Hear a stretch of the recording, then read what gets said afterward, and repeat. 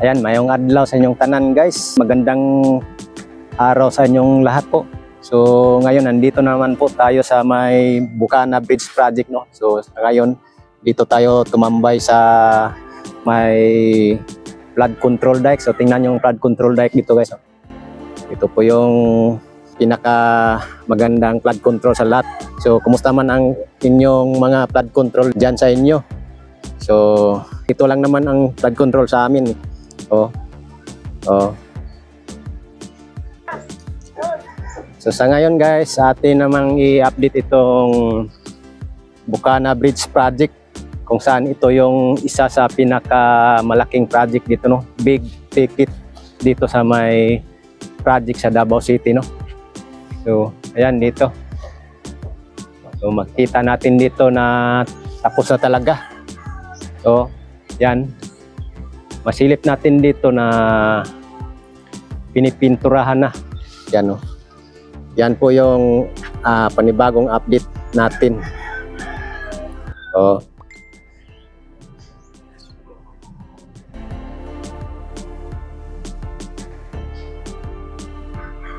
Against the light kasi silang kay kuhanan po natin ng drone shot ito. So ayan guys, sa mga nag-aabang po sa ating update dito, no, sa Bukana Bridge Project. So ito, pagkataon na po nito na makita ngayong September dahil ang target po nito is September. So talagang mapapansin naman natin na tapos na po talaga ang project nito, no. So ayan, yan po yung Bukana Bridge. So silipin lang po natin ang pagtatapos nito. Dahil kitang-kita po natin dito na kumpleto na po talaga.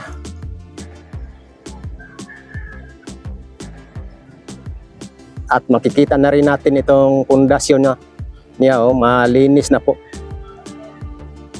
So nung nakaraang mga vlog po natin dito, makikita natin ang pundasyon diyan na may mga maliliit na poste naka-support, no. So sa ngayon is wala na, malinis na po yung ilalim. At makikita pa natin yung greenway na nandyan pa dahil aalisin yan pagkatapos talaga nito, no. So mayroon pa silang konting pinipix dyan. So tingnan na lang po natin dyan sa flooring dyan kung naka-espalto na ba. Ayan, sa mga nag-aabang ko ng update, ito po ay para sa inyo. So, Bukana Bridge Project update.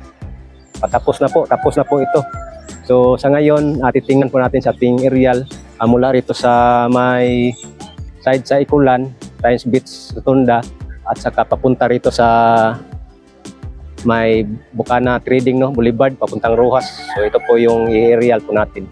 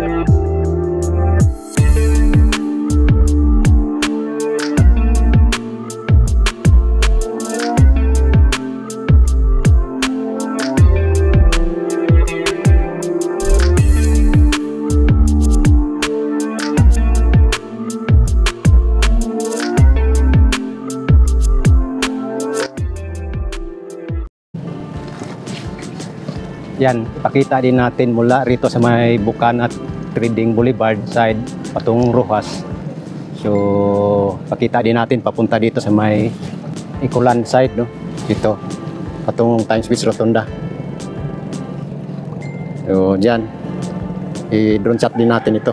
Dito, patungo ng dito sa may Ikulan side, no? Kasi ito po yung magkukonekta kasi ng Ikulan side at saka Boulevard side.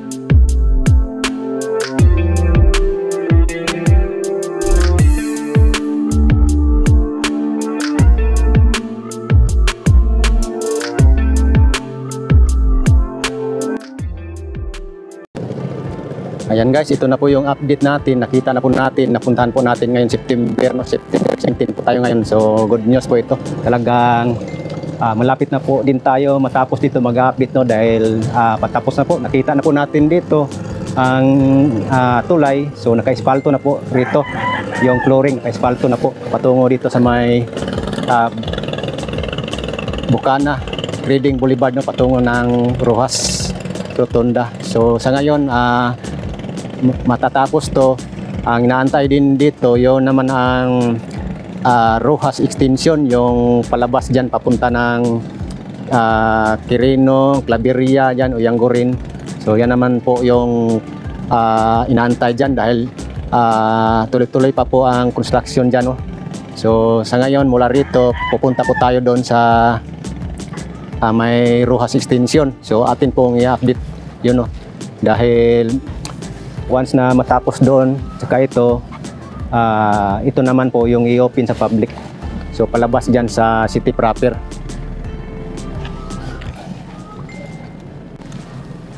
Ayan lang guys, ang ating update dito sa may Bucana Bridge Project. So nakapagbalik po tayo ngayon para ma-share sa inyo at maipakita sa inyo sa mga nagtatanong, sa mga nag-aabang ng update dito, So ito na po, talagang matapos na po ito. So dito na side ang flood control dike dito, yung beautification is patapos na po din yan. Patungan yan sa dulo ng dyan sa may abutment ng tulay, So far nandito pa po yung kwan niya. So parang lalagyan po yata ito ng kwan dyan, yung drainage palabas, So yan lang guys sa ating update dito. At least na-share sa inyo, naipakita sa inyo, Ito. So guys, salamat kayo sa inyong padayon sa inyong pag-atang sa itong mga update, dito sa may isa sa big ticket project dito sa Davao City. So ito po ay funded po ng CRBC, China Road and Bridge Corporation. Funded po ng China grant po ito. So CRBC ang contractor po nito. So mabilis po. So ayan, tingnan nyo lang po, tapos na po yan. So nakapintura na, naka-espalto na po yung flooring. So talagang ito po ay isang legacy, Duterte legacy po ito, under build project, So malamang ang magkakating of ribbon po nito is si President Bongbong Marcos dahil sa kanyang termino po ito na accomplish at natapos, So yan, abangan na lang po natin ang pag-inaugural po nitong bridge dito sa may Bucana, Davao River Bucana Bridge Project. Okay, salamat guys, puntahan po natin yung doon sa may Rojas Extension Construction Project. Okay.